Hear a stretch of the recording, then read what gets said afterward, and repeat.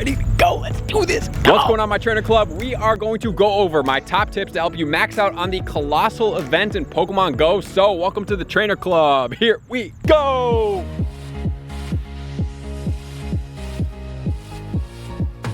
Welcome back, everybody. Let me know in the comments below, did you decide to buy the $7.99 US dollars Colossal ticket for the November 2nd event? I'm very curious how many of you guys are actually going to do it, how many of you guys are not. So let me know in the comments below. Yes, I bought the ticket. No, I didn't buy the ticket. And if you want to tell me why, you can go ahead and do so. I'm pretty excited about this, but for this video, we're gonna do the overall event, the top tips to help you max out on everything that's going on.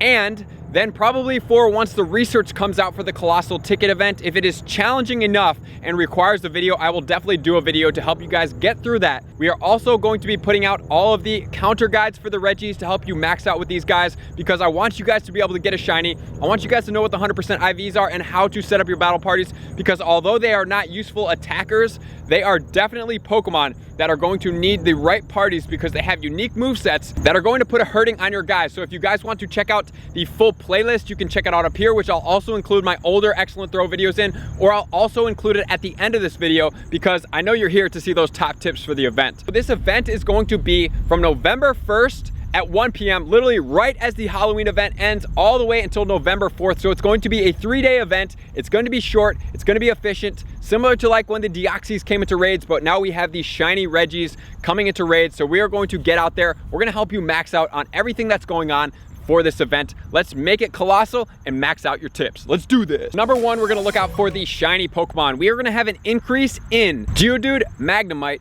Swinub, Aron, and Spheal. So 4 of those 5 can be found shiny. And since I do not have one of the Geodude, that's one that I really want, I'm going to be hunting down the Geodude. So if you need candies for any of these guys, you're a newer player or anything like that, definitely pine at them. You're gonna want to hunt out in the wild. And we also have the new release of the Skarmory, which is going to be a shiny, which we'll get into in a second in tip number 2 to help you guys max out on that Skarmory. So focus on the shinies. I'm gonna give you the 100% IVs in case you can find these guys in tasks or eggs. So we're gonna check it out right now. The Geodude is going to be a 554 for the task level, and then a 739 for the hatch egg level. The Magnemite is gonna be 583 for the level 15, and then 778 for the egg hatch level. And then the Swinub is gonna be next. At the task, level 15 is gonna be 317, and then at the egg hatch level, level 20, it's going to be 423. Aron is gonna be 560 level 15, and then level 20, it's going to be 747. Those are the boosts to look out for. Definitely get out there, hunt those shinies super hard, because we have the boosts,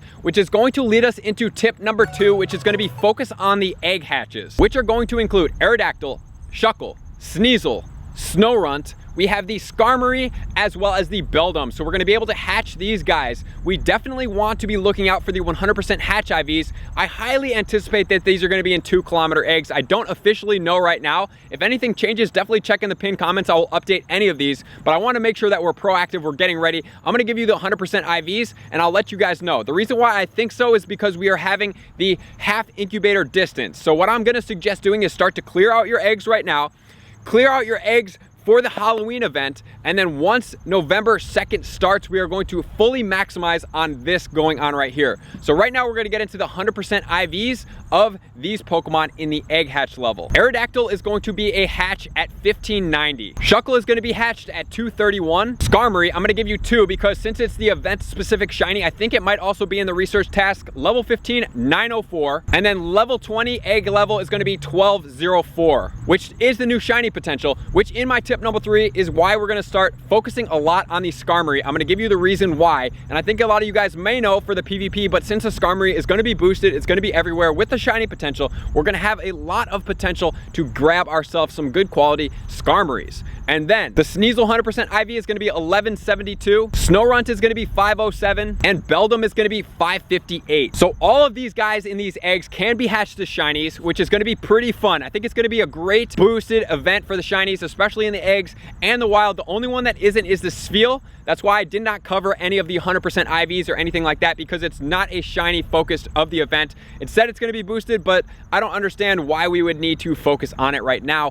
Walrein's pretty good, but definitely not the top ice attacker, but it does stay up there. So if you guys do want that, or you need the ice metal, that's going to be something you do. But as far as these Pokemon, the one in specific that I'm going to point out, which is going to be Beldum, I would suggest saving Beldum. Do not evolve it if you get a good one. If you get a good shiny, don't evolve it. Wait until Community Day in December to see if we can get the exclusive Meteor Mash moveset, because like I say in my counter guides, because Metagross pops up for the Regis, which is probably why it's spawning here, the Meteor Mash, which you can only get for Community Days, is literally 3 times stronger. It is literally like super subpar in the bottom 30% as far as the TDO DPS attackers without the moveset, and with it, it was the best. Before the Mewtwo with the Psystrike and the Psychic, it got buffed up. Before that, it was the top generalist in the game, but only with that Meteor Mash moveset. And the other Pokemon I just want to make sure you guys know is the Magnemite can evolve into the Magnezone, which was from my tip number 1. It's a very powerful electric attacker, electric steel combination, very powerful, has some unique resistances, which make it a very good electric option for you guys. Which is then going to lead us into tip number 3. If you are a good PvP player or you're looking to get into PvP, Skarmory is a pretty good option. So I would suggest utilizing this graph to check out what the good Great League PvP stats are. 0, 15, 14 is going to be the 100%, so that's going to be under normal condition. It cannot be weather boosted, but when you're in the wild, you're able to hunt them down. I highly suggest checking out the graph, getting after it, making sure to get as many of those shiny Skarmories as you possibly can. Look out for the PvP ones, and if you do decide in some point, and you're not PvPing right now, but you do decide at some point to start PvPing, Skarmory, a good quality one with how prevalent they're going to be right now, because usually they're typically rare, is going to be a good option for you. So it's definitely something to stack up on the Skarmory during this event time. And then my tip number 4 is going to come down to the Regis. So the Regis aren't really that relevant. However, they're all going to get their Shinies forms. If you don't have one, at least get one of them. And if you're going to be participating in the Colossal event, you're going to have the 10 potential raid passes, which you have to use in that time span. After the second, it looks like they are going to expire, and you don't get a bulk of raid passes. It looks like you have to use them similar to when we do the 3-hour raid days for like the Raikou and Entei. You have to do one, then you get another one when you spin one, and you have to do 10 consecutive in that time frame. So definitely keep that out if you're doing this. But you want to at least get some of these guys, just because. Try to get the Shinies. They're cool. The legendary Shinies are always going to be valuable. I don't know if I would necessarily lucky trade them or power them up or anything, but they're definitely a good collector's item and something unique to have into your Pokédex and your Pokemon collection. So if you guys want all the information, if I were to go over the counters and 100% IVs and everything like that, this video would be entirely too long. So I definitely did a full unique counter guide to each of them, and I also have the excellent throw tutorial. So if you want to check out the playlist, definitely check it out up here. Finish watching the video and then go back and watch the playlist. I have all the 100% IVs, I have the counter guides, I have all the parties, how to set them up, and then I also have the excellent throw tutorials from when they first came out. Their attacks will probably be the same, and the distance are also going to be the same. So that's definitely a reference to start getting you prepped and ready and having your brain prepped and primed to be able to throw at these raid bosses. And finally, my tip number 5 is going to be utilize the best of your ability to the 2x incubator effectiveness. However, I'm going to throw an asterisk in here because we had the Chimchar Community Day. If you also want to check out my top prep tips for the Chimchar Community Day, you can check them out up here. We are going to have 4 times incubator effectiveness as opposed to 2, because it's going to be 1/4 the egg distance. This is going to be half the egg distance. So what I'm thinking is going to go on here is we're going to get a bunch of 2-kilometer eggs that's going to have all those premium Pokemon that we talked about, and then you're going to be able to hatch those guys. So what I would suggest doing, instead of utilizing tons of incubators, if you're kind of scarce on your incubators, you can save some of them by using your infinite incubator and churning through those and just walking a lot during this event. Because if you walk a lot, half is going to be 1 kilometer. 1 kilometer is not all that much. And then maybe let's say you have an abundance of super incubators like I do. I have a pretty good amount of them. So I may use 1 and 1 or 1 and 2 so I can hatch 3 eggs at a time and go through them. To me personally, I don't really see the tremendous reward from the eggs. Yes, you do get a Stardust, but they're going to be 2-kilometer eggs probably. So I don't suggest utilizing star pieces just to hatch 2-kilometer eggs unless you're going through 9 and then 9 again on 1 star piece and you're catching, you're grinding, and you're raiding.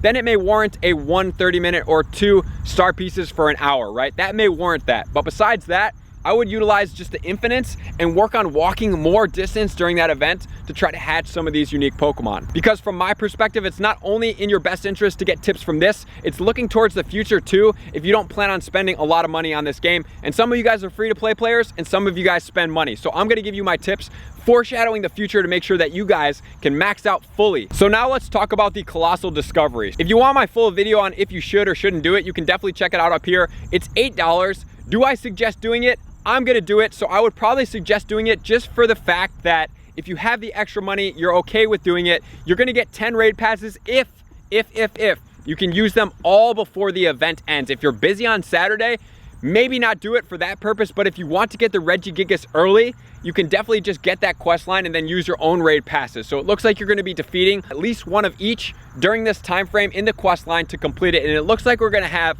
all the way until November 4th when the event ends to be able to complete this quest line.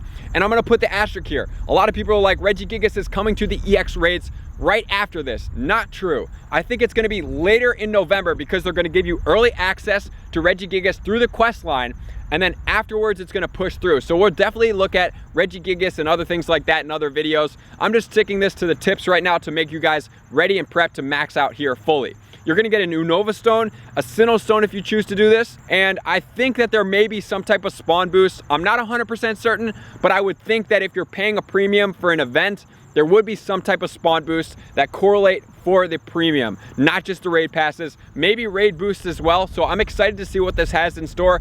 I'm gonna be making a video while I play this event. That's gonna do it, guys. Make sure to get out there, utilize your shiny potentials to the best of your abilities. Use your Pineapple berries if you do not have any of these guys. Make sure to use your incubators effectively and foreshadow the Chimchar 1/4, which is gonna be better. Try to save up the 10-kilometer eggs at the end of this event. So starting on November 4th when the event ends, that is when you're gonna be wanting to try to get 10-kilometer eggs for the Chimchar day. And then make sure to take advantage of the Regis while they are out. Check my counter guides for the 100% IVs and to set up your parties and be ready for everything that's coming your way. I super appreciate you guys for being a part of the trainer club, helping me max out with you guys. We're all maxing out together to be better trainers. Thank you to all my likers, commenters, subscribers, and Patreon members for being a part of this club. And I will see you guys out on the next video. Peace.